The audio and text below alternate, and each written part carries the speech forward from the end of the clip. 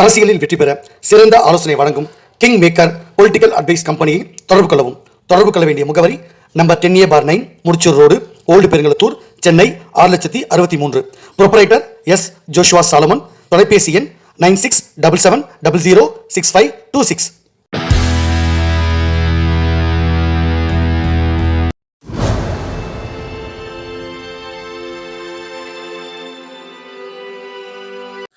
உலக தமிழ் ரசிகர்கள் அத்தனை பேருக்கும் என்னுடைய பணிவான வணக்கம். நான் செந்தில்குமார்.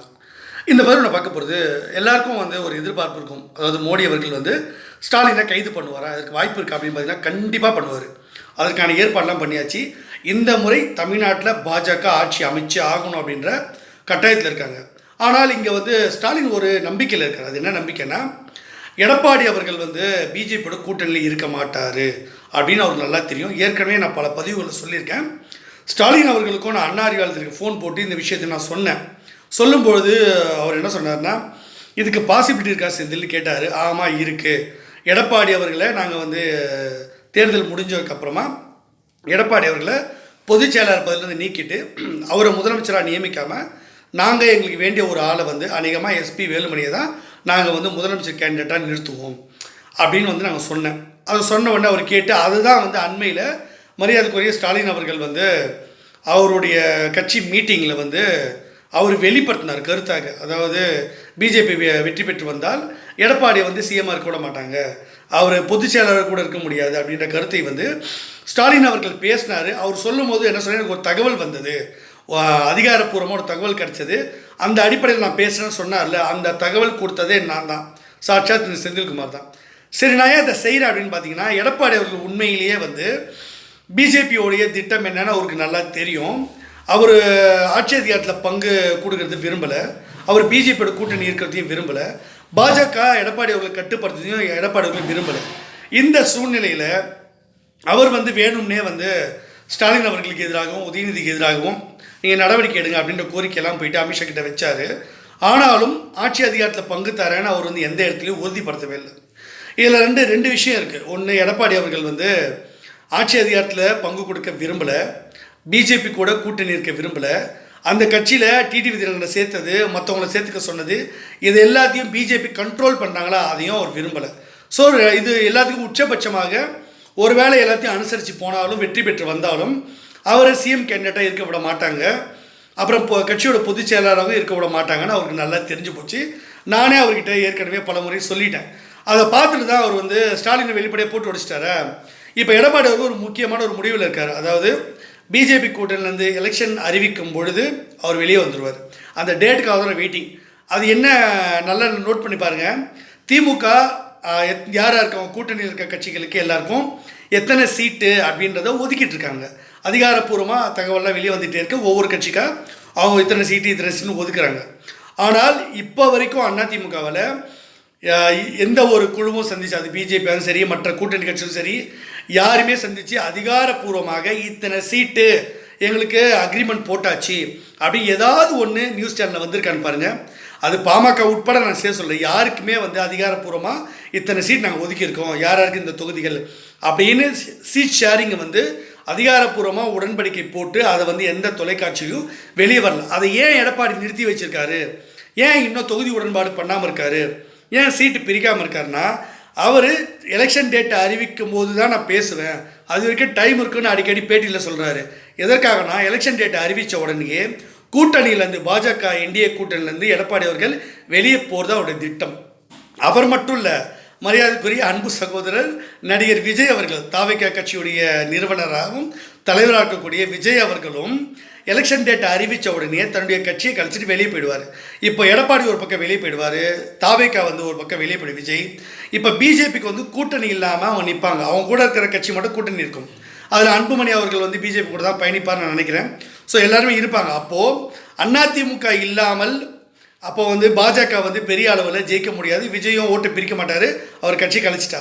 அப்போ என்ன பண்ணுறதுன்னு பிஜேபி திருன்னு முடிப்பாங்க. அதுக்கு தான் நான் ஏற்கனவே பிஜேபிக்கு ஒரு லெட்டர் கொடுத்துருக்கேன். எல்முருகன், மரியாதைக்குரிய மத்திய இணையமைச்சர் எல்முருகன் அவர்களை செயல் தலைவராக பாஜகவுடைய மாநிலத்துக்கு நியமிங்க, அவரை என்னை கன்சல்ட் பண்ண சொல்லுங்கள், நான் ஒரு பிளான் வச்சுருக்கேன், அந்த பிளானை எக்ஸிக்யூட் பண்ணால் கண்டிப்பாக பிஜேபி நம்ம ஜெயிக்க முடியும். இதில் சசிகலா அவர்கள் தனியாக இப்போ கட்சி ஆரம்பிக்கிறாங்க. அப்புறம் வந்து ஓபிஎஸ் அவர்கள் திமுக போனது, இதெல்லாம் என்னுடைய திட்டங்கள் தான். ஓகேவா, நான் போட்டு கொடுத்த திட்டம் தான், அது நடக்குது. இப்போது பிஜேபி ஜெயிக்க வைக்கணும்னா இன்னொரு பிளான் ஒன்று இருக்குது. அந்த பிளானை பண்ணால் மட்டும்தான் நாம் திமுகவை தோற்கடிக்க முடியும். ஸ்டாலின் அவர்களையும் உதயநிதியும் கைது பண்ணது பிஜேபி திட்டத்தில் இருக்குது. அப்போது எடப்பாடி வெளியே போனாலும் சரி, இந்த பக்கம் வந்து விஜய் கட்சியை காலி பண்ணிட்டு போனாலும் சரி, பிஜேபி நம்ம ஒரு தனியாக ஒரு கூட்டணி அமைச்சு அந்த கூட்டணியை பலமாக்கி அதன் மூலமாக திமுகவை வீழ்த்தி அதன் மூலமாக ஸ்டாலின் அவர்களையும் உதயநிதி ஸ்டாலின் சிறைக்கு அனுப்பி நம்ம பெரிய அளவில் இங்கே ஆட்சி அதிகாரத்தை பிடிக்க முடியும் தேர்தலில் அப்படின்றது ஒரு திட்டம் இருக்குது. அந்த திட்டத்தை வந்து எக்ஸிக்யூட் பண்ணுறதுக்கு எல்முருகன் வந்து சந்திக்கணும்னு நான் சொல்லியிருந்தேன். எல்முருகன் அவர்கள் இன்னும் என்னை வந்து சந்திக்கலை. அது ஒரு வேளை இன்னும் கொஞ்சம் அடுத்த கட்ட காலங்களில் இன்னும் கொஞ்சம் நாள் நான் எடுக்கும்னு நினைக்கிறேன். ஆனால் இதை பற்றி நான் கடிதம் கொடுத்துருக்கேன், மறுபடியும் நான் வந்து சொல்லியிருக்கேன். இதை வந்து பிஜேபி எக்ஸிக்யூட் பண்ண விட்டுட்டாங்கன்னா இன்னும் 5 வருஷம் கழித்து இந்த ஆட்சி தமிழ்நாட்டில் ஆட்சி அமைக்கிறதுக்கு இன்னும் ஒரு 5 வருஷம் வெயிட் பண்ண வேண்டியிருக்கும். அதுக்கு முன்னாடி மோடியோட ஆட்சி இருக்குமா?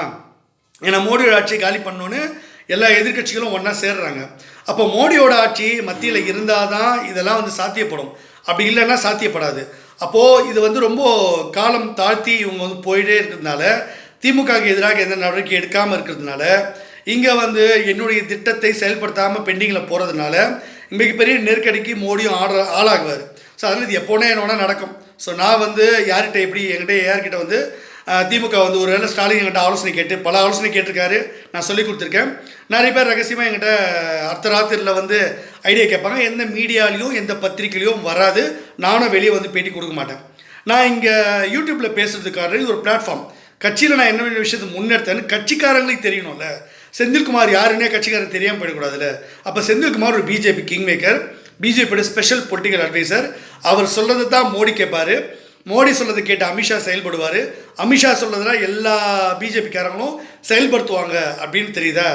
மத்தியில் நிதின் நபீன் வந்தாலும் சரி, இங்கே தமிழ்நாட்டில் ஒரு புதிய மாநிலத்தில் வந்தாலும் சரி, அவங்கள மாற்றினாலும் சரி, எல்லா மாநிலத்திலையும் தலைவர்களை நியமிக்கிறது, பொருளாளரை நியமிக்கிறது, அந்த பொறுப்புகளில் ஒருத்தரை நியமிக்கிறது, முக்கிய நிர்வாகிகளை நியமிக்கிறது எல்லாமே என் கண்ட்ரோலில் இருக்குது.